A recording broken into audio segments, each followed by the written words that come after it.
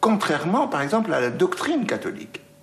Parce que vous avez dans la doctrine catholique, vous avez la doctrine, vous avez les gardiens de la doctrine, et vous avez le droit canon, par exemple, etc., qui sont des éléments très importants et pour lesquels on forme des gens compétents.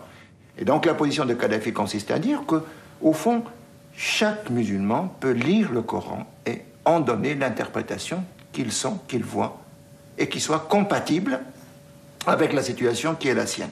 C'est un petit peu le sens de cet effort et de cet effort d'interprétation et qu'on appelle ijtihad. Donc, pour moi, c'est un élément important concernant, si vous voulez, ce qu'on peut appeler un rapport démocratique au Coran. C'est-à-dire qu'au fond, c'est un rapport démocratique dans le sens où la parole n'est pas confisquée.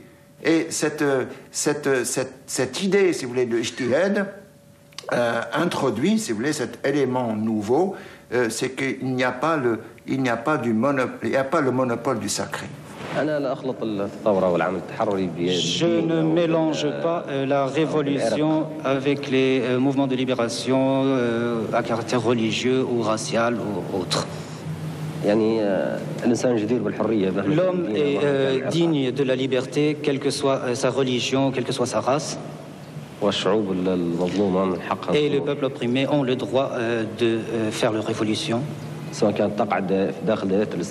qu'elle soit dans la terre d'islam ou ailleurs. Est-ce que vous considérez que l'imam Khomeini est un modèle pour l'islam ?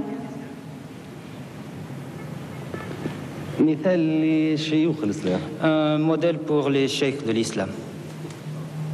Kadhafi lui-même est en train de réfléchir. Il se rend compte qu'il faut rendre le pouvoir au peuple. Comment rendre le pouvoir au peuple? Lui qui est tellement imprégné de la Révolution française.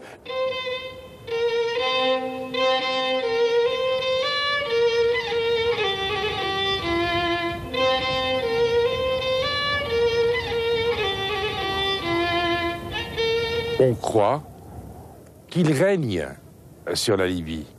En fait, c'est vrai qu'il décide, mais il n'est pas tout à fait le seul. Il doit tenir compte, lui, l'enfant du désert, il doit tenir compte de toutes les tribus, de tous les clans, de toutes les familles qui composent et qui constituent la démographie libyenne. C'est ça le plus important. Il va commencer par réfléchir comment il peut y avoir des comités populaires de base, les Sha'biyat, jusqu'à arriver à l'Assemblée du peuple, le Parlement. Et à partir de là, il leur dit, il le répète, prenez des initiatives, le pouvoir c'est vous.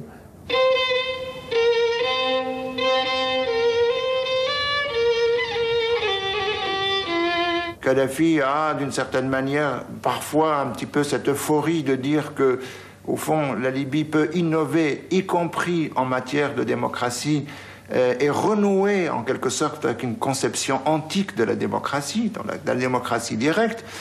Il y a donc eu, si vous voulez, à partir de 1969, et surtout après la révolution dite culturelle de 1973, cette idée de radicaliser la vie politique et d'instaurer une espèce de démocratie directe. Et en principe, ces comités populaires, donc ces formes d'exécutif, sont l'émanation de ces congrès populaires.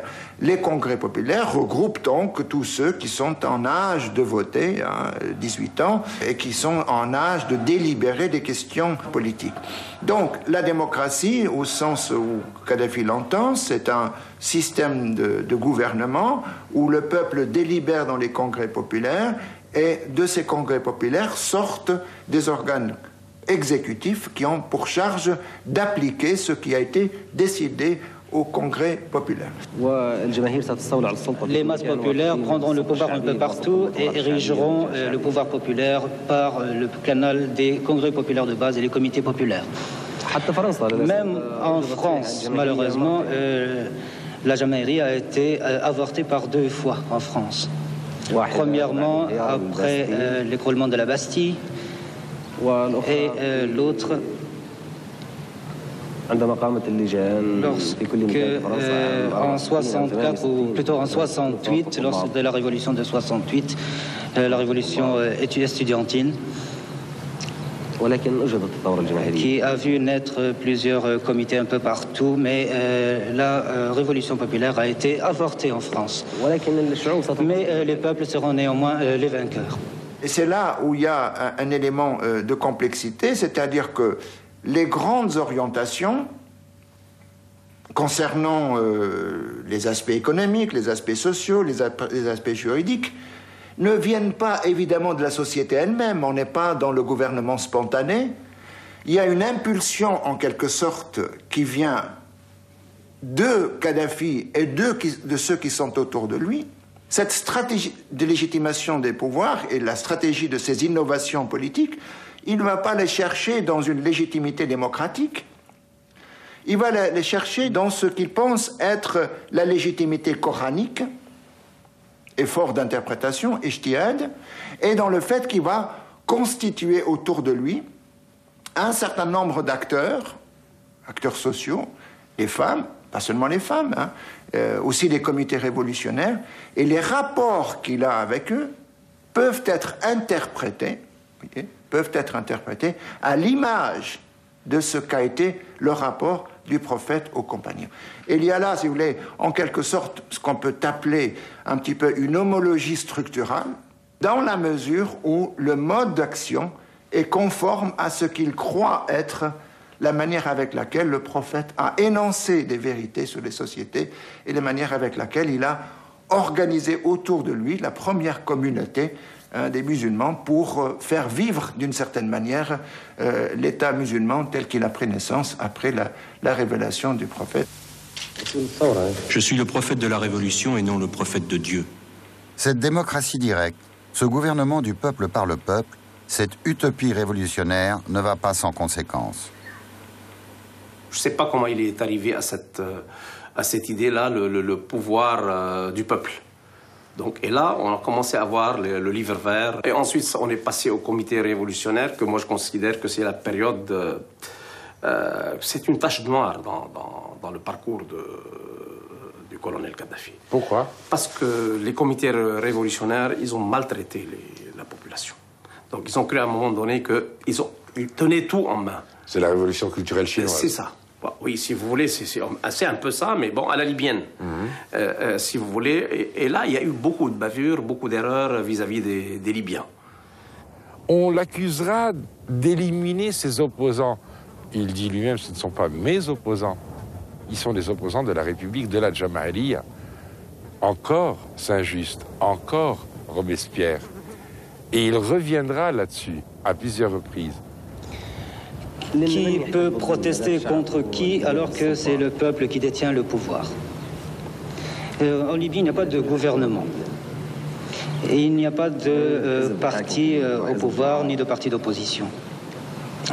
Le pouvoir est entièrement entre les mains du peuple à travers les congrès populaires de base et les comités populaires.